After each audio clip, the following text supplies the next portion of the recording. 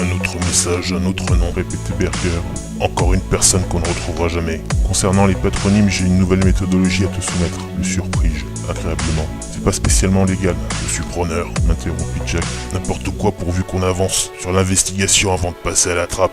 J'ai un pote à la NSA, repris-je, un pote de l'académie. Je lui avais sauvé la mise autrefois et il me doit un service. Aussi je lui ai parlé de l'affaire et il m'a donné un accès sécurisé aux bases de données d'échelon. Alors comme ça, l'échelon existe vraiment? Ne coupe pas de nouveau Jack. Je veux dire que la NSA s'amuse réellement à espionner et stocker toutes les informations téléphoniques de toute la planète. Des conversations de la plus bavarde des pétasses de Los Angeles à celle du plus paumé des ermites enculeurs les moutons du Troudukistan.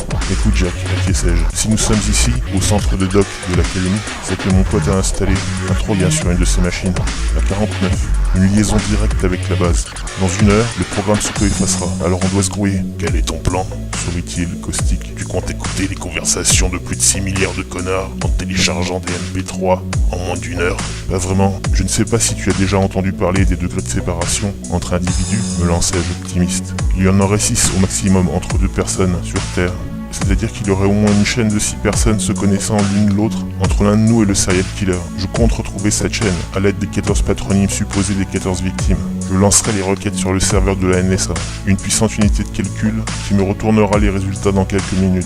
Pendant que tu fais mumuse avec Internet, me jeta dépité Jack. Je m'en vais trouver une machine à café pour remplir mon mug. Attends-moi, je reviens pour que tu me racontes ton fiasco.